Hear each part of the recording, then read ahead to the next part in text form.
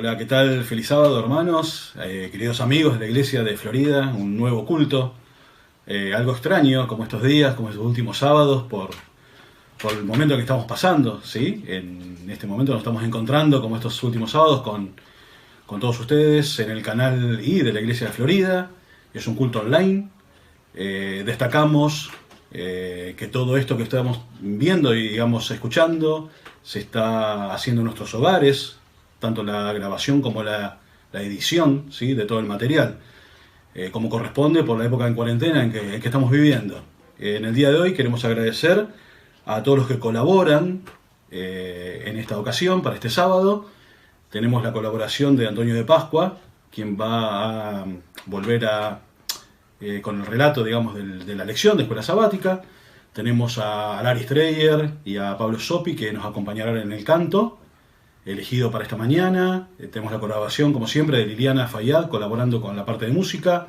Lizzy San, con lo que es la participación de las personas que preparan lo que es la programación del culto para los niños. Tenemos también la colaboración de Pablo Ale con lo que es la parte de programación en general de todo esto que estamos viendo.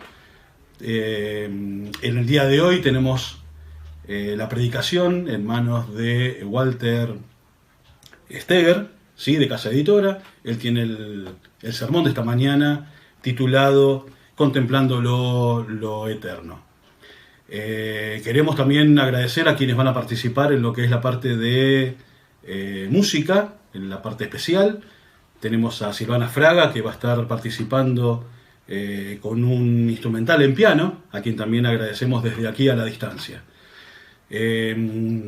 Queremos destacar, por todo este material que estamos compartiendo, la participación de Brian Muhammad, ¿sí?, que es quien está terminando de editar, haciendo toda esta programación y subiéndola a este canal para que la tengamos cada sábado. Agradecemos muchísimo a cada uno que está, en este caso, participando. Vamos a pasar directamente a lo que es el canto, para que entonemos todos juntos el himno número 127, que se titula Cristo, nombre dulce.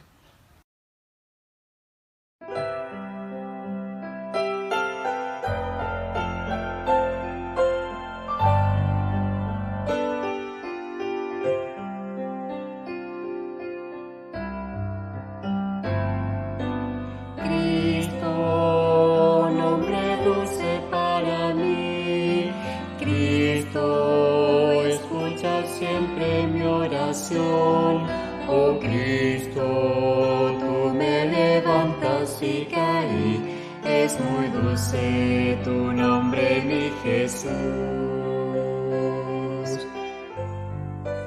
Cristo, alabarte es mi placer, Cristo, primero y último eres tú, oh Cristo, por mí moriste en la cruz, es muy dulce tu nombre, mi Jesús.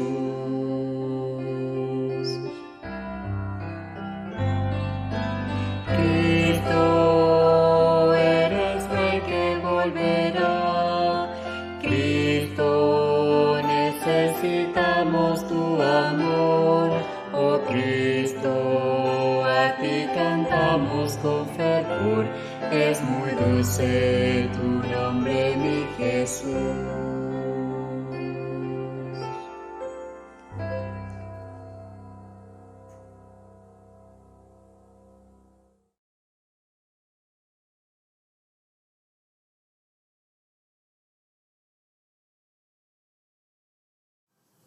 Muy feliz sábado, gracias por acompañarnos en este repaso de la lección. Y antes de comenzar, vamos a tener una palabra de oración. Oremos. Querido y bondadoso Padre, te damos gracias, Señor, por permitirnos repasar tu palabra, que lo que aprendamos en esta mañana o lo que digamos sea dirigido por ti. Gracias, Señor, por esto y acompáñanos en el resto de este culto. En el nombre de Jesús, amén. Bueno, como pueden ver, el título de esta semana habla cómo consideraban la Biblia Jesús y los apóstoles. Y es así que Cuando Jesús comenzó su predicación no existía la Biblia tal como la conocemos hoy.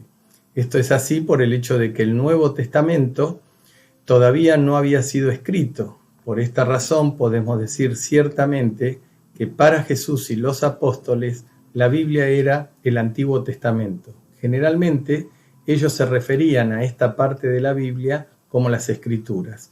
El uso que Jesús y los apóstoles hicieron de las Escrituras son un modelo que nos enseña cómo deberíamos usar y entender la Biblia hoy. Y esto lo aclaro más todavía, es la intención que si tanto los apóstoles, Jesús, usaron los escritos del Antiguo Testamento para poder dar certeza a la fe, es más que importante que hoy nos sostengamos de la misma manera, porque si tanto Jesús, que fue Dios hecho hombre, creyó en que lo que estaba escrito anteriormente tenía validez, nosotros hoy tenemos la seguridad de poder seguir teniendo esa seguridad de que lo que estaba escrito en el Antiguo Testamento y lo que vivió el Señor en el Nuevo Testamento es materia para que nosotros la podamos poner en práctica hoy. Y salen de esto 3 preguntas. La primera que dice, ¿cómo usaba Jesús la Biblia? ¿Qué partes de la Biblia aceptaba Jesús? ¿Y cómo usaban los apóstoles la Biblia? En el primer caso, el primer uso que le da el Señor es cuando es tentado en el desierto por Satanás y donde se le dice, no solo de pan vivirá el hombre, mas todo lo que sale de la boca de Jehová vivirá en él. Y esto está escrito en Deuteronomio 8, traído a través en el Nuevo Testamento por Mateo 4:4, contando esa experiencia que le tocó vivir a Jesús, pero esa misma experiencia es la que nos toca vivir a diario. ¿Por qué digo esto? Porque cuando se nos pregunta a nosotros, no solo de pan vivirá el hombre, más de una vez nosotros tenemos la actitud de aprender a depender de nosotros mismos y no de Dios. Este fue el caso inverso, donde Jesús le responde a Satanás de que él dependía solo y exclusivamente de Dios. En la segunda tentación que recibe el Señor tiene que ver con el orgullo y la ostentación, porque dice, no tentaréis a Jehová vuestro Dios. Y eso está en nuestra naturaleza, pero basado en la palabra de Dios, él pudo hacer frente y hacer que el diablo retrocediera. No por mucho tiempo, porque al poco tiempo también volvió otra vez sobre otro de los pilares más dañinos que tiene el hombre, que fue la parte donde el ser humano tiene un concepto de adoración, porque le dice, a Jehová tu Dios temerás y a él solo servirás. Pero generalmente en nuestra vida diaria servimos a otros dioses, como por ejemplo el trabajo, el estudio, el fútbol, alguna actividad extra, pero lo que el Señor nos indica acá es que siempre se sostuvo ante las tentaciones de Satanás en la palabra del Señor. Para él la Biblia era la máxima autoridad y el fundamento más seguro de la fe. Debemos aceptar la guía segura de la palabra de Dios antes que cualquier opinión o razonamiento. La Biblia como norma de vida dice, no penséis que yo he venido a poner fin a la ley de Moisés y a las enseñanzas de los profetas. No he venido a ponerle fin, sino a darle su verdadero sentido. Esto es muy importante que lo entendamos, porque si el propio Dios hecho hombre, Jesús, le da validez a todo lo que estaba escrito en el Antiguo Testamento, nos da la certeza a nosotros que lo que estamos hoy leyendo es lo que Jesús y el Señor nos ha encomendado para que nosotros tengamos esa seguridad de la salvación y sobre todo la certeza de que el Señor nos está guiando a través de su palabra. Por eso leemos que Jesús entendía las Escrituras como la norma de vida por la cual debemos regir la nuestra. Cuando decía, pero yo os digo, en Mateo 5, 22, 28, 32, 39 al 44, no estaba dando nuevas instrucciones, sino aclarando y dándole el verdadero sentido a lo ya escrito por Moisés y los profetas. Al ser interrogado sobre la norma más importante, Mateo 22, 36 al 40, dice, por ejemplo, en Mateo 22, 37, amarás al Señor tu Dios con todo tu corazón, con toda tu alma y con toda tu mente. Y el segundo, en el versículo 38, dice, amarás a tu prójimo como a ti mismo. Y fíjense que los 10 mandamientos están divididos, los primeros 4, en esta primera cita donde dice amarás al Señor tu Dios. Y en la segunda parte, del 5º al 10º, nos está haciendo referencia al amor que debemos tener para con nosotros y el prójimo. Entonces, en el versículo 40 de Mateo 22 dice, de estos 2 mandamientos depende toda la ley y los profetas. Por eso, en realidad, el Nuevo Testamento es una ampliación, explicación y cumplimiento del Antiguo, interpretado a la luz de la muerte, resurrección y glorificación de Jesús. Cuando leemos la Biblia en su totalidad, dice Lucas 24, 44. Y les dijo, estas son las palabras que os hablé, estando aún con vosotros, que era necesario que se cumpliese todo lo que está escrito de mí en las leyes de Moisés, en los profetas y en los salmos. Fíjense que él hace referencia a todo lo que estaba en el Antiguo Testamento. Fíjense que la ley estaba todo escrito en Génesis, Éxodo, Levítico, Números y Deuteronomio. Y cuando hacía referencia a los profetas, Josué, Jueces, Samuel, Reyes, Isaías, Jeremías, Ezequiel, los 12.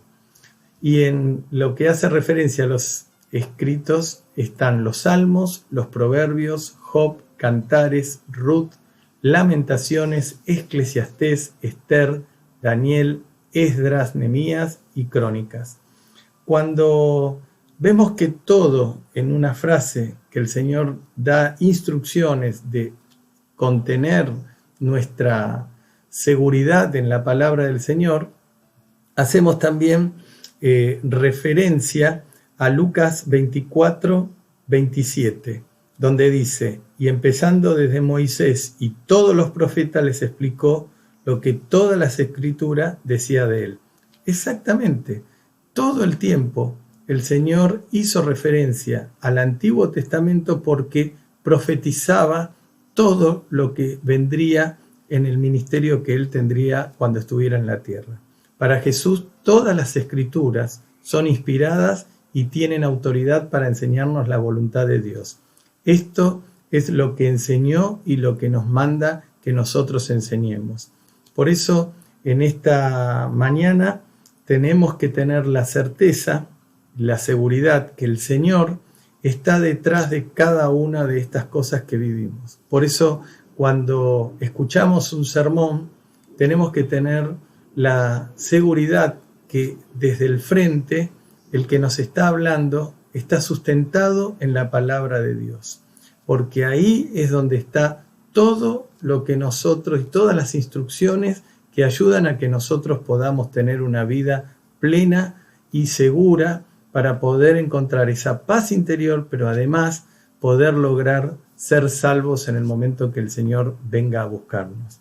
Estamos en épocas difíciles y hoy más que nunca tenemos la posibilidad de acercarnos y tener el manual que es la palabra del Señor para que nosotros podamos aprender de Él y tener la certeza que si está escrito acá, el Señor lo va a hacer cumplir.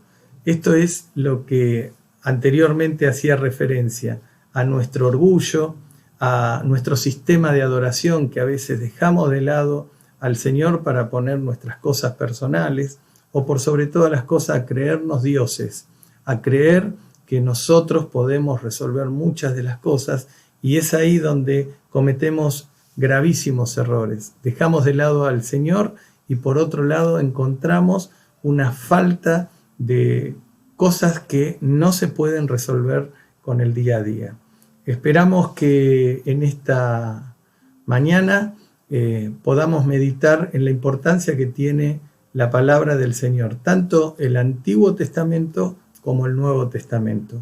Uno no descalifica al otro, uno se integra con el otro, y es por eso que tenemos que tomarnos más fuertemente y estudiar más motivados, porque este es el único camino para sobrellevar las tentaciones. Así como le pasó a Jesús en el desierto y pudo responder ante Satanás porque conocía la palabra de Dios, es la responsabilidad que tenemos cada uno de nosotros en tener la misma actitud que Él para poder hacer frente a las tentaciones que nos sobrevienen y que nos sobrevendrán en el futuro.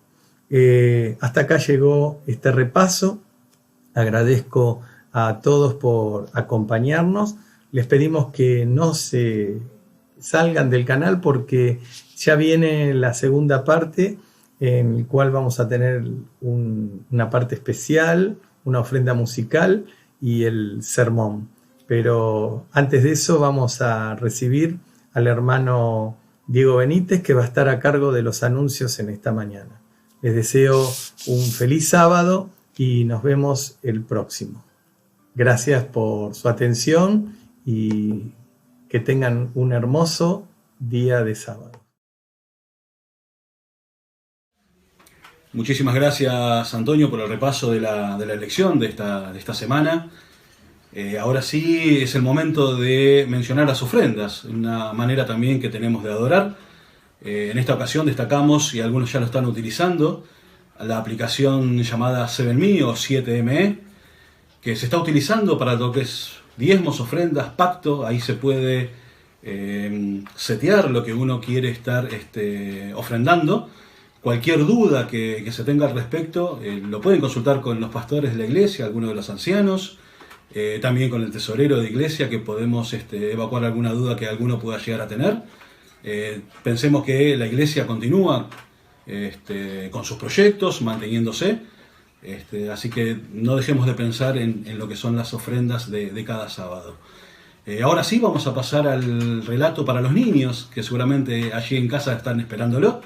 En esta ocasión tenemos a Andrea García de Mendizábal colaborando con esta historia. Seguidamente vamos a tener la ofrenda musical que mencionábamos, a cargo de Silvana Fraga, el instrumental que posee en piano, ¿sí? para regalarnos y para ofrendarle a Dios. Y seguidamente, en forma automática, vamos a pasar directamente al sermón a cargo de Walter Steger. Muchísimas gracias.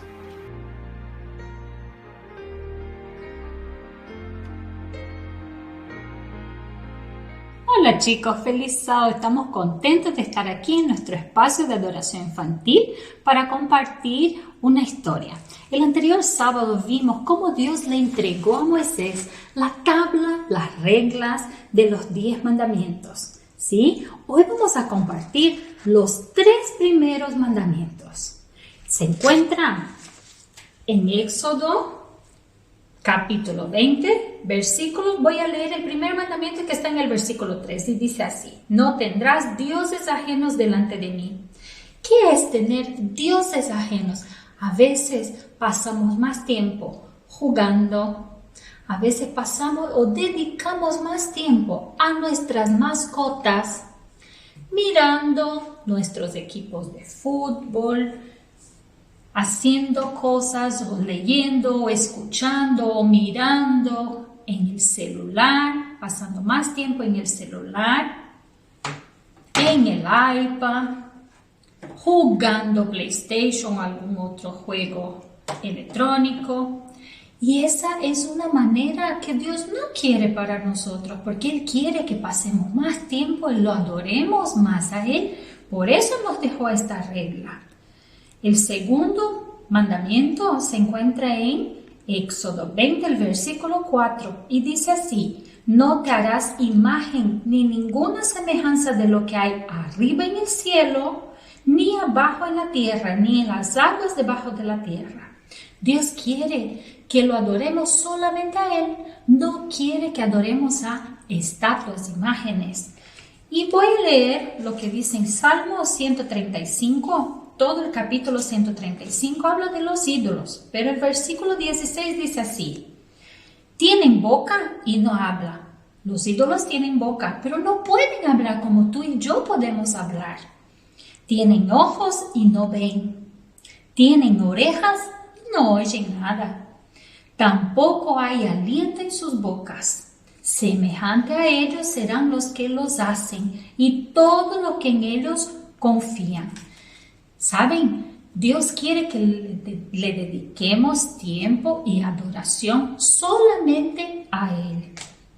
Y eso es lo que decía, lo que dice en nuestro mandamiento número 2, no tendrás dioses ajenos delante de mí. ¿Alguna vez escuchaste esa expresión? ¡Ay, Dios mío! ¿Qué quiere decir eso? Dios es un Dios de adoración. Él quiere que nosotros vivamos felices. Él quiere que estemos siempre contentos. Por eso no quiere que tomemos el nombre de Él en vano, que digamos todo el tiempo el nombre de Dios en vano, porque Él es un Dios de adoración. Él no quiere que estemos tristes. A Dios no les gusta que estemos tristes. Él quiere que estemos felices. Por eso nos dejó estas reglas y las debemos de cumplir con amor, con respeto. Porque en San Juan, dice así, San Juan 14, el versículo 15 dice así, San Juan 14, 15, si me amáis, guardad mis mandamientos, porque Dios es un Dios de amor. Él te quiere a ti y me quiere a mí. Que tengas un lindo sábado.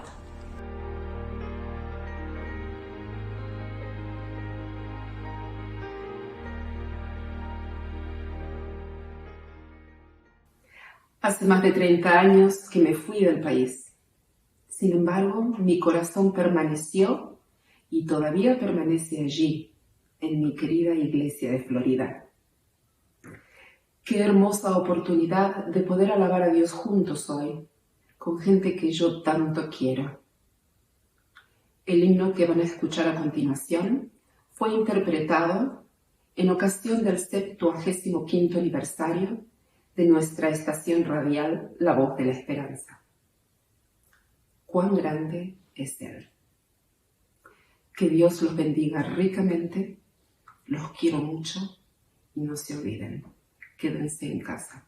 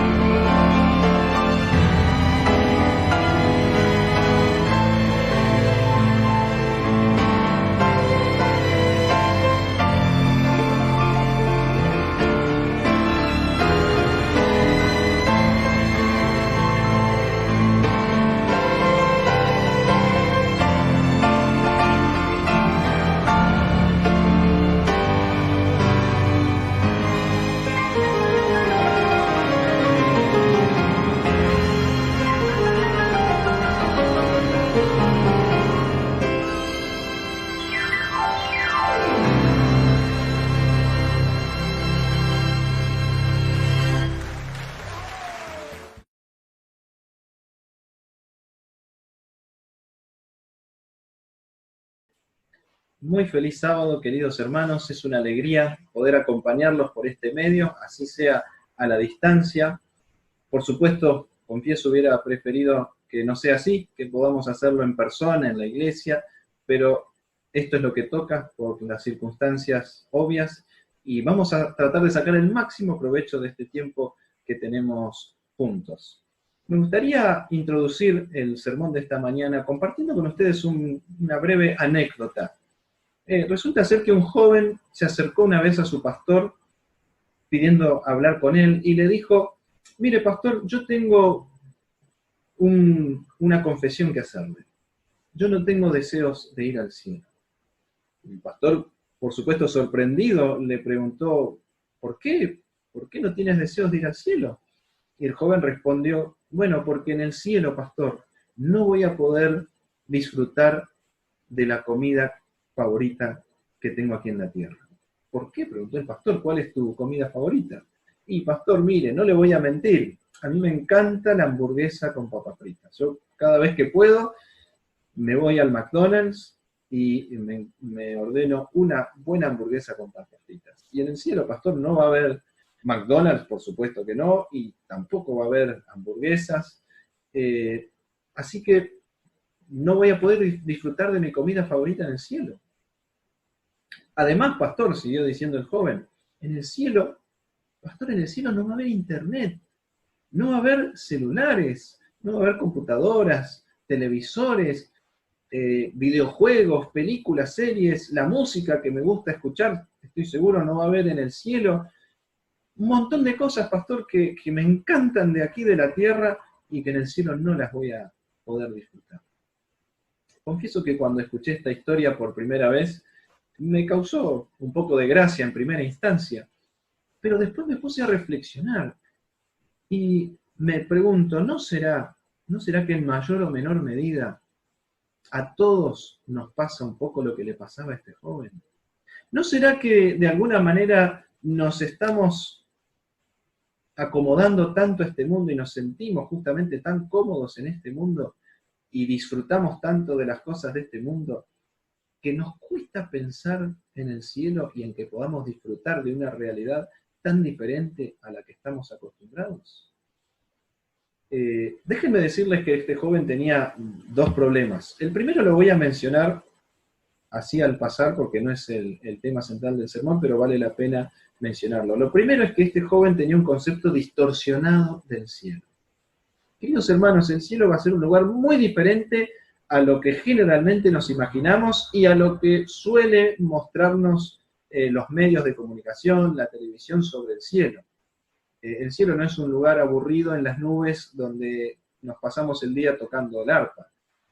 Todo lo contrario, el cielo va a ser un lugar extraordinario. El apóstol Pablo nos dice que Dios nos está preparando cosas que ojo no vio, ni oído oyó, ni han subido en pensamiento de hombre. Es decir, ni siquiera podemos comenzar a imaginarnos las cosas maravillosas que Dios nos está preparando en el cielo. Solo por mencionar un ejemplo, hermanos, la comida del cielo estoy seguro que va a ser deliciosa.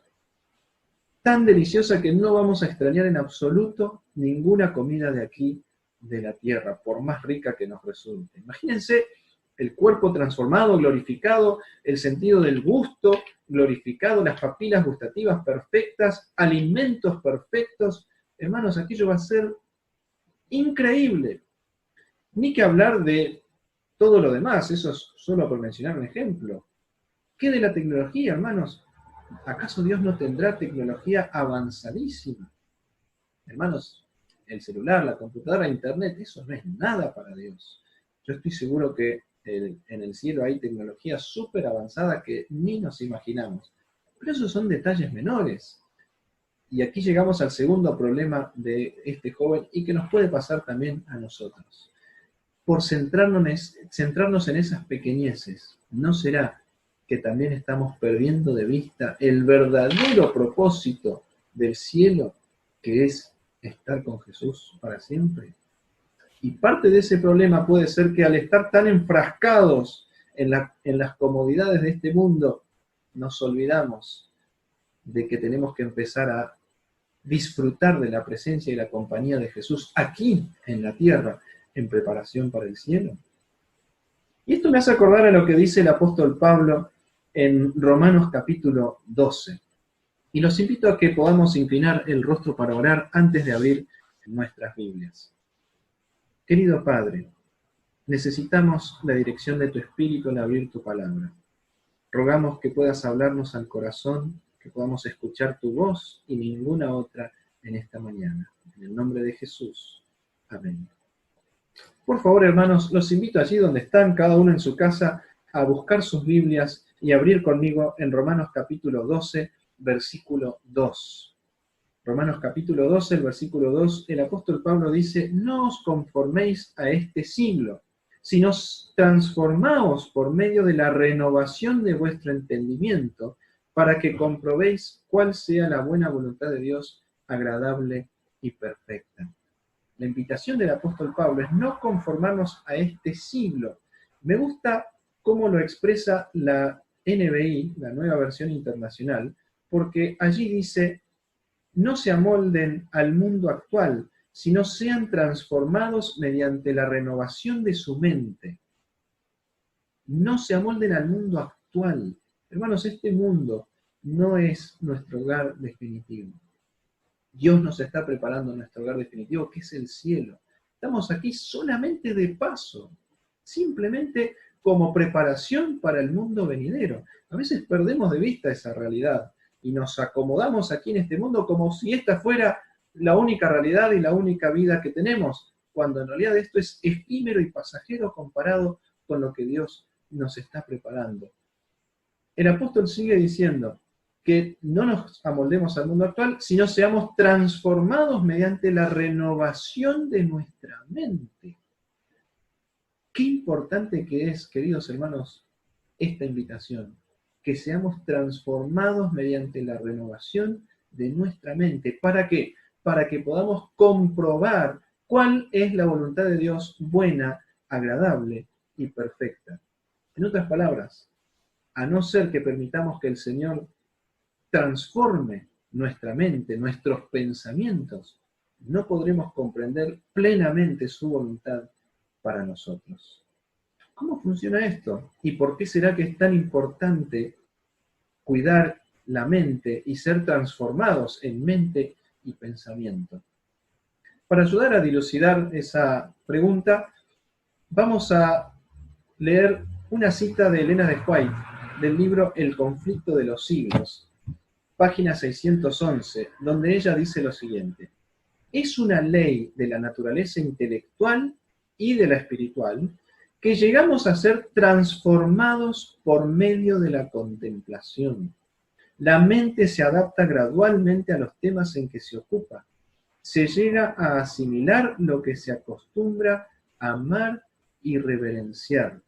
Hermanos, la ley de la naturaleza humana es que somos transformados por la contemplación. Nos parecemos cada vez más a aquello que contemplamos. Y no estamos hablando solamente de contemplar en el sentido de mirar, sino aquello que cultivamos nuestros pensamientos. Por supuesto que lo que vemos amolda nuestros pensamientos, y muchísimo. Esto me hace acordar a una anécdota que le ocurrió a mi esposa. Mi esposa es psicopedagoga, y cierta vez atendió a un niño en el consultorio, tendría unos 7 u 8 años como mucho. Y cuando comenzaron a dialogar, le llamó poderosamente la atención el vocabulario del niño. Por ejemplo, en vez de usar el vos, utilizaba el tú, ¿no? Como un vocabulario neutro internacional. Y utilizaba también palabras como balón en lugar de pelota, o pastel de cumpleaños en lugar de torta de cumpleaños. O de repente, en cierta ocasión, dijo: esto va a ser épico. Y mi esposa le preguntó: qué bueno, pero ¿sabés lo que quiere decir épico? No, respondió el niño. ¿Y dónde escuchaste esa palabra? De la televisión. Y ahí comenzó mi esposa a dilucidar. Después, dialogando con los padres, entendió que el pobre niño era víctima de lo que llamaríamos la realidad de padres ausentes, y se pasaba el día mirando televisión. Y de allí había aprendido ese vocabulario que había incorporado completamente en su vida.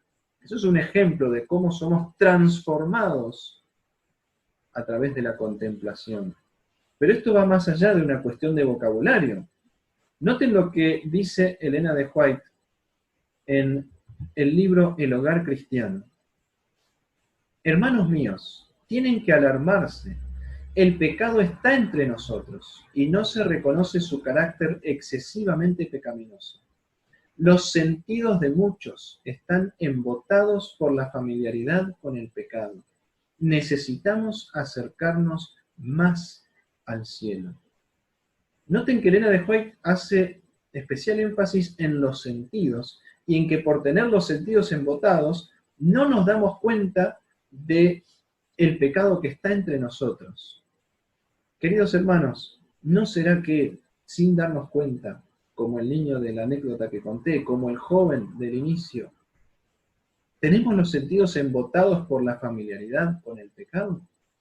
Los sentidos son lo que Elena de White llama las avenidas del alma, porque a través de los sentidos nutrimos nuestra mente, nuestros pensamientos, que luego se transforman en palabras, en actos, en hábitos y en definitiva en nuestro carácter. Y ella dice, continuando con el libro El Hogar Cristiano, lo siguiente: debemos hacer todo lo que podamos para colocarnos a nosotros mismos y a nuestros hijos donde no veremos la iniquidad que se practica en el mundo. Debemos guardar cuidadosamente la visión de nuestros ojos y la percepción de nuestros oídos, para que esas cosas espantosas no penetren en nuestra mente. Y aquí me gustaría hacer una breve reflexión primera. Queridos hermanos, vivimos en un mundo totalmente informatizado, un mundo que nos bombardea con información constantemente, y más ahora con el encierro, con la cuarentena, estoy seguro que la inmensa mayoría de nosotros estamos mucho más conectados a los medios de comunicación, de información, que nunca antes. Hermanos, ¿no será, y hay que reflexionar seriamente cada uno personalmente, ¿no será que no nos estamos dando cuenta y estamos permitiendo que entren a nuestra mente cuestiones, contenidos que no son apropiados, contenidos que no son edificantes para un cristiano y que están amoldando gradualmente nuestros pensamientos, nuestra mente, nuestro ser? Hace un tiempo me crucé con un personaje interesante que me llamó mucho la atención, me alarmó y que no puedo dejar de compartir cada vez que se me da la oportunidad de hablar de este tema. Porque, hermanos, lo cierto es que Satanás conoce muy bien la naturaleza humana. Es un estudioso de la naturaleza humana. Y él se aprovecha de esta ley que mencionábamos al principio, la ley de la contemplación, que por la contemplación somos transformados, se apropia de esa ley para sus propósitos, obviamente propósitos malignos. Y me encontré, les decía, con este personaje, Anton Szandor LaVey. Él fue el fundador de la Iglesia de Satanás y del satanismo moderno. ¿Sí? Ya nos damos cuenta del tipo de persona del que estamos hablando. Noten lo que él dijo, y escribió por lo menos 2 libros. Este es The Devil's Notebook, podría traducirse como el cuadernillo del diablo.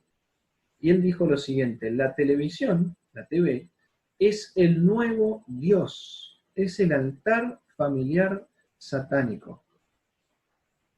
Antes de seguir, me gustaría aclarar que este autor, este personaje, vivió en la década de 1980, más o menos fue que escribió, y en su momento lo más importante que había de medio de comunicación era la televisión. Quizás hoy podríamos extender esto a muchos otros medios, porque hoy en día con Internet está al alcance de un clic solamente una cantidad de contenidos, incluidos los que antes se veían solo por televisión, y muchos otros más. Así que tengamos en cuenta que al decir televisión, tranquilamente podemos pensar en muchos otros medios audiovisuales. Él dice: la televisión es el nuevo Dios. de la vida moderna. Es el altar familiar satánico. Noten el lenguaje religioso que utiliza para referirse a la televisión. Porque el altar familiar sabemos que es el momento del culto, ¿verdad? Del culto a Dios. Noten lo que él dice a continuación. La televisión es la infiltración convencional más importante de la nueva religión satánica. La televisión se ha convertido en una verdadera religión de las masas. En vez de obedecer a la Santa Biblia, la verdad o el error, la publicidad televisada ahora instruye sobre qué se debe comprar y qué no. Me impacta cómo él compara la televisión con la Biblia. Él dice, ahora la gente ya no hace caso a la Biblia para tomar sus decisiones, incluso para lo que es comprar o no distintos elementos. Ahora se guían por la televisión, como si fuera su nueva Biblia, principalmente debido a la publicidad. Pero por supuesto sabemos, hermanos, que esto trasciende incluso a las publicidades, porque el contenido en televisión constantemente está siendo aprovechado por las multinacionales para, obviamente, vender más. Eso no es ningún misterio. Pero noten lo que él sigue diciendo. Hay aparatos de televisión en cada hogar. Yo hoy diría, tenemos no solo televisión, sino celulares, computadoras, internet en cada hogar, al alcance de todos. Sigue diciendo, es una parte incuestionable de la vida diaria. Arrodillados ante el Dios de tubo de rayos catódicos, con nuestra guía de televisión como concordancia en la mano, recordemos el contexto, la década del 80, mantenemos la ilusión de mantenemos la ilusión de elección al cambiar de canales, y los compara con capítulos y versículos.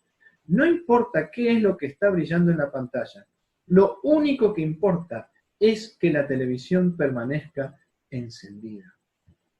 Hermanos, me impactó mucho esta cita. Él dice que en realidad no importa lo que estemos mirando. Lo único que importa es que estemos mirando algo, que la pantalla permanezca encendida, hablando de la televisión. Porque él sabía que a pesar de que podemos tener la ilusión de que estamos eligiendo ciertos programas que son adecuados, entre medio recibimos mensajes, información que de alguna manera nos va afectando negativamente.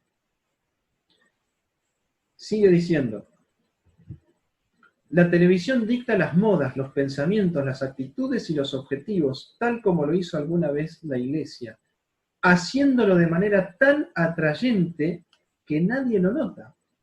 Tomando prestado el concepto cristiano de salvación única, la televisión le dice a las personas que solamente a través de la exposición a la televisión pueden absolverse los pecados de la alienación y el ostracismo. En otras palabras, lo que está diciendo es que si no mirás televisión, estás fuera de moda. Si no estás conectado, podríamos decir hoy, estás fuera de moda, fuera de onda, anticuado de alguna manera.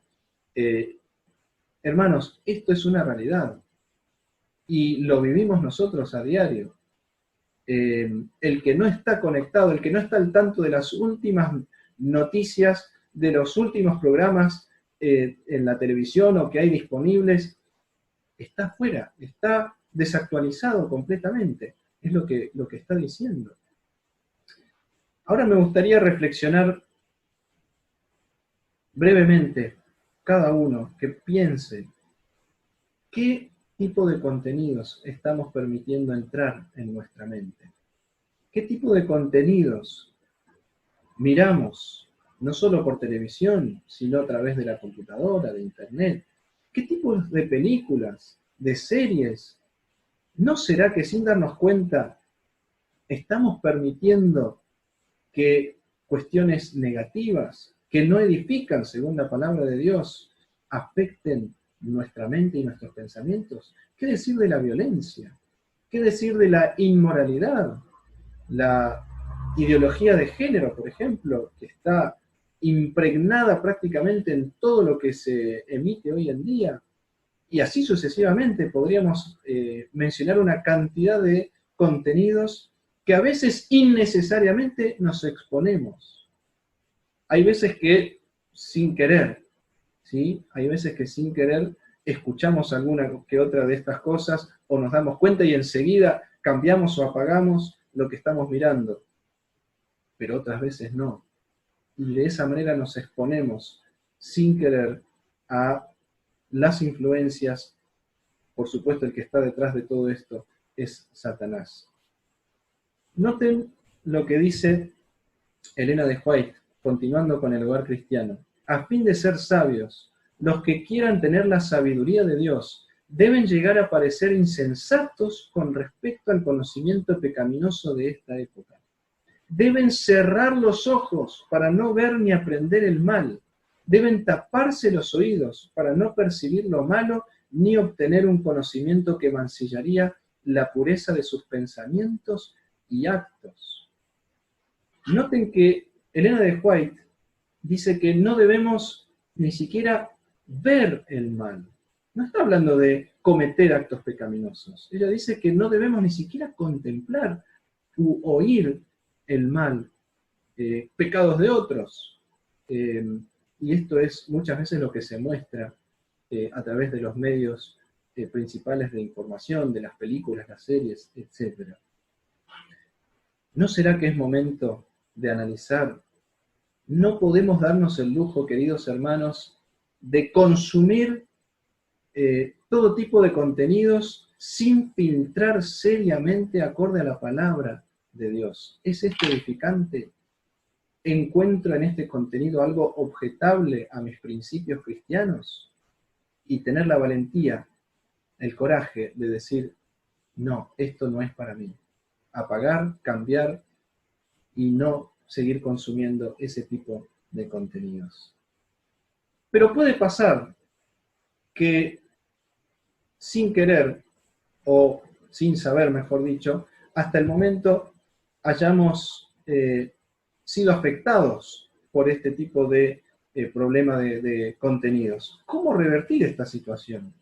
¿Qué pasa, podríamos pensar, si hasta ahora no me había dado cuenta de esto? Y ya permití que de alguna manera mi mente y mis pensamientos fueran afectados por este tipo de contenidos. Bueno, me gustaría que vayamos brevemente al libro de Hebreos. En Hebreos, el capítulo 11, nos encontramos con el ejemplo de Moisés. Miren, hermanos, el ejemplo de Moisés me encanta, porque él vivió de alguna manera lo que muchos de nosotros quizás vivimos hoy en día. Dice la palabra de Dios en Hebreos capítulo 11, versículo 24 al 27. Por la fe, Moisés, hecho ya grande, rehusó llamarse hijo de la hija de Faraón, escogiendo antes ser maltratado con el pueblo de Dios que gozar de los deleites temporales del pecado, teniendo por mayores riquezas el vituperio de Cristo que los tesoros de los egipcios, porque tenía puesta la mirada en el galardón. Por la fe dejó a Egipto, no temiendo la ira del rey, porque se sostuvo como viendo al invisible. Hermanos, Moisés vivió en una de las cortes más opulentas, más ricas y más idólatras de su época. Egipto era la nación más poderosa en ese momento, y él dice que, dice la palabra de Dios, que rechazó gozar de los deleites temporales del pecado que tenía a su disposición en abundancia en Egipto, porque tuvo por mayores riquezas el vituperio de Cristo que los tesoros de los egipcios. Hay una cita de Elena de White muy esclarecedora en este sentido. ¿Cómo hizo Moisés para revertir también esa situación? Noten lo que ella dice. Moisés había aprendido muchas cosas que debía desaprender. Las influencias que le habían rodeado en Egipto, el amor de su madre adoptiva, su propia elevada posición como nieto del rey, el libertinaje que reinaba por doquier, el refinamiento, la sutileza y el misticismo de una falsa religión, el esplendor del culto idólatra, la solemne grandeza de la arquitectura y la escultura. Noten una cantidad de influencias negativas para él. Todo eso había dejado una profunda impresión en su mente en desarrollo y hasta cierto punto había moldeado sus hábitos y su carácter. Moisés había sido víctima de las influencias de Satanás en ese sentido. Igual que nos puede pasar a nosotros hoy. Bien, ¿qué dice esta cita? El tiempo, el cambio de ambiente y la comunión con Dios podían quitar esas impresiones. Aquí está la clave, queridos hermanos. Estas tres cosas son la clave para revertir esa situación y permitir, como leíamos en Romanos 12, que el Señor transforme nuestra mente y nuestros pensamientos. La primera clave es el tiempo. Pasar tiempo, dejar pasar tiempo alejados de esas influencias negativas. Cortar de raíz el problema. Si venía consumiendo un tipo de contenido que sé que no es el mejor, que no es el adecuado para un cristiano, dejar de consumir ese contenido, dejar de contemplar esas cosas. Ese es el cambio de ambiente, el segundo punto, la segunda clave. Y por último, la comunión con Dios. Hermanos, estas tres cosas tienen que ir de la mano. El tiempo, el cambio de ambiente y la comunión con Dios. Esas tres cosas harán la diferencia en nuestra vida para erradicar y hacer una limpieza, una higiene mental. Eso fue lo que hizo Moisés. Me encanta cómo termina esta cita. Exigiría de parte de Moisés mismo casi una lucha a muerte, renunciar al error y aceptar la verdad. Pero Dios sería su ayudador cuando el conflicto fuese demasiado severo para sus fuerzas humanas. ¡Qué extraordinario! Hermanos, Dios será nuestro ayudador. Puede ser que tengamos dificultades en tomar decisiones al respecto de esto, pero Dios será nuestro ayudador. Allí donde nos falte la fuerza de voluntad, si le pedimos a Dios y estamos dispuestos, Él nos va a dar tanto el querer como el hacer por su buena voluntad.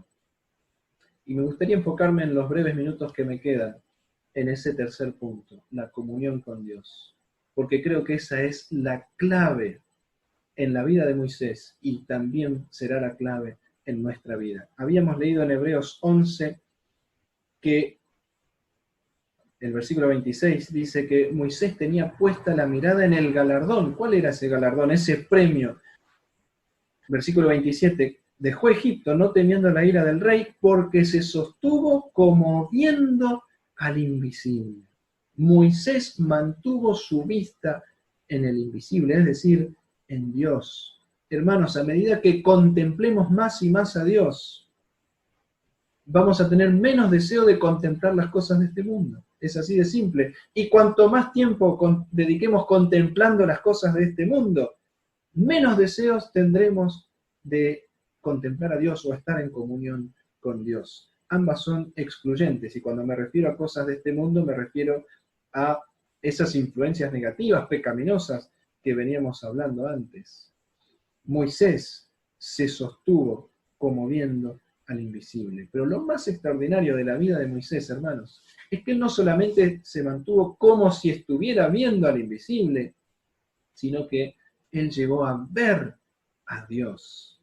Esto es extraordinario. El último pasaje de esta mañana, Éxodo capítulo 33. Por favor, acompáñenme. No tiene desperdicio este momento de la vida de Moisés. La palabra de Dios nos dice en Éxodo capítulo 33, el versículo 11, que Moisés hablaba con Dios cara a cara, como habla cualquiera a su compañero. ¡Qué increíble! Pensar que Moisés hablaba con Dios cara a cara. Y en este capítulo se da una conversación que tuvo Moisés justamente con Dios cara a cara. El versículo 12 comienza Moisés diciendo, mira, hablándole a Dios, ¿verdad? Tú me dices a mí, saca este pueblo, y no me has declarado a quién enviarás conmigo. En otras palabras, Moisés le dice, tengo esta tarea titánica que llevar adelante, llevar a este pueblo a la tierra prometida, y necesito ayuda, no puedo solo. No me has dicho, le dice al Señor, no me has declarado a quién enviarás conmigo. Y la respuesta de Dios, salteando al versículo 14, es, mi presencia irá contigo y te daré descanso. Yo no sé ustedes, hermanos, pero si a mí Dios me dijera, mi presencia irá contigo y te daré descanso, a mí me basta. ¿Qué más le puedo pedir a Dios? Sin embargo, ahí es donde cometemos el error. Porque Moisés no se conformó solamente con esa promesa de la presencia de Dios. Él le dijo en el versículo 15, si tu presencia no ha de ir conmigo, no nos saques de aquí. Qué versículo extraordinario. Señor, eso es lo mínimo. Si tú no vas conmigo, ni siquiera quiero salir de aquí. Qué bueno sería que tomáramos este versículo para nosotros cada día. Señor, si tu presencia no ha de ir conmigo, no quiero siquiera levantarme por la mañana, no quiero empezar el día, no quiero emprender nada sin tu presencia a mi lado. Pero ahí es donde Moisés va más allá, porque le insiste al Señor. ¿Y en qué se conocerá? Versículo 16, que he hallado gracia en tus ojos, yo y tu pueblo, sino en que tú andes con nosotros. Y el versículo 18, Moisés hace el pedido máximo. Le dice al Señor, te ruego que me muestres tu gloria. Señor, yo quiero conocer íntimamente tu gloria. Y cuando Moisés habla de la gloria de Dios, no estamos hablando solamente de su gloria visible, evidentemente por lo que nos dice este pasaje más adelante, aunque Dios se presentaba ante Moisés cara a cara, de alguna manera velaba su gloria, y Moisés le está diciendo, no, yo quiero ver tu gloria a plenitud. Pero la gloria de Dios, como decíamos, va más allá de su gloria física, porque cuando Dios finalmente se presenta ante Moisés y revela su gloria, lo que hace es proclamar su carácter de amor. En otras palabras, lo que Moisés le estaba diciendo es, Señor, yo quiero entender tu amor, tu carácter, tu misericordia. Quiero entender, como diría el apóstol Pablo, la altura, la profundidad, la anchura y la longitud del amor de Dios. Quiero entender cómo puede ser que un Dios infinito, un Dios de amor soberano del universo, se digne a mirar a este mundo, a esta raza humana pecaminosa, se digna a liberarnos del pecado, de la esclavitud del pecado, como lo hizo con el pueblo de Israel y también hace con nosotros, y llevarnos a una tierra prometida. Quiero entender ese amor más y más plenamente. Ese era el pedido de Moisés.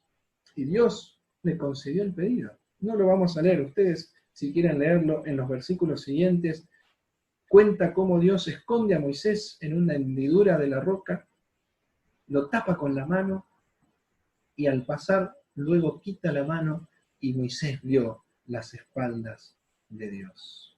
¡Qué increíble! Lo más lindo de esto, hermanos, es que cuando Moisés, después de 40 años, finalmente muere antes de llegar a la tierra prometida,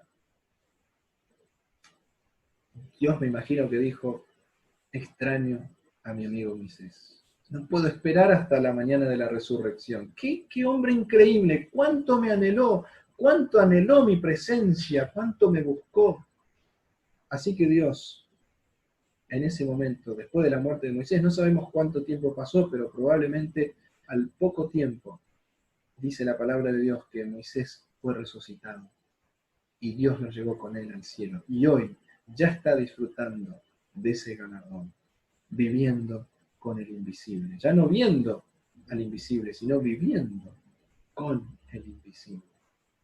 Y hermanos, el Señor anhela lo mismo para ti y para mí. Él quiere, anhela manifestarse a nosotros, que lo busquemos de corazón, manifestar su gloria, su amor, su presencia a diario, pero no lo puede hacer a menos que lo busquemos, que lo imploremos, que le pidamos de rodillas como lo hizo Moisés. Hay una cita con la que quiero terminar, de Elena de White,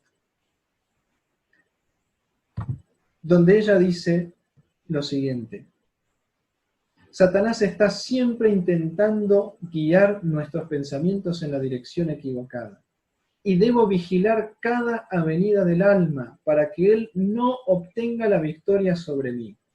Mi oración constante es por una mayor proximidad a Dios. Anhelo espiritualidad más profunda, más vigor en la vida cristiana. Deseo ser elevada por encima de toda mundanalidad, a una atmósfera más pura y más santa. Mi ser entero anhela al Señor. No puedo contentarme solamente con destellos ocasionales de luz. Necesito tener más. Qué cita maravillosa, extraordinaria, qué anhelo tan importante. Hermanos, a veces tengo temor de que estemos viviendo en una época que esta generación esté perdiendo de vista a Dios en sus vidas. Que quizás el secularismo y la mundanalidad estén invadiendo nuestros hogares, nuestras vidas, de una manera que no nos damos cuenta. Tenemos que vigilar, dice Elena de White, cuidadosamente las avenidas del alma, pero no solo eso, tenemos que acercarnos más al cielo. Tenemos que anhelar más y más la presencia de Dios en nuestras vidas. El Señor dice, buscadme y me hallaréis. Búscalo hoy, busquémoslo hoy. No nos contentemos con migajas, con una simple oración, una simple lectura de la Biblia pasajera, corta, breve, para después ocuparnos en una cantidad de otras distracciones que tenemos en el día a día. Busquemos a Dios como nunca lo hemos hecho, porque, queridos hermanos, las señales indican que el fin está muy cerca. Y anhelemos la presencia de Dios, no solo en nuestras vidas ahora, sino su venida para llevarnos al reino de los cielos. Ojalá, quiera Dios, que muy pronto todo esto termine y muy pronto podamos encontrarnos todos juntos en la patria celestial, donde ya no habrá más coronavirus, donde ya no habrá más muerte, clamor, ni dolor, ni enfermedades, ni pecado, donde podremos disfrutar para siempre, por la eternidad, con Cristo. Que ese sea el anhelo de nuestro corazón. Que Dios los bendiga ricamente. Muchísimas gracias, Walter, por el mensaje de esta mañana y gracias a Dios por el mismo. Ahora sí vamos a proceder a despedirnos de alguna manera, así hasta el sábado próximo, siempre a la misma hora, ¿sí? 10:30, los esperamos por este mismo medio, por el canal de la Iglesia de Florida. Y si les parece, así como estábamos allí donde estábamos, vamos a tener una palabra de adoración. Oremos. Querido Padre que estás en el cielo, gracias Señor por la oportunidad que tenemos de esta manera de encontrarnos contigo y con nuestros amigos, nuestros hermanos. Gracias por tantas bendiciones, gracias por tus cuidados. Pedimos que lo sigas haciendo, que sigas llegando, Señor, a esas personas que hoy te están necesitando, que realmente seas una presencia en la vida de cada uno. Protégenos, cuídanos, que podamos reencontrarnos por este mismo medio el próximo sábado también. Gracias por tantas bendiciones que recibimos de ti. En el nombre de Jesús. Amén.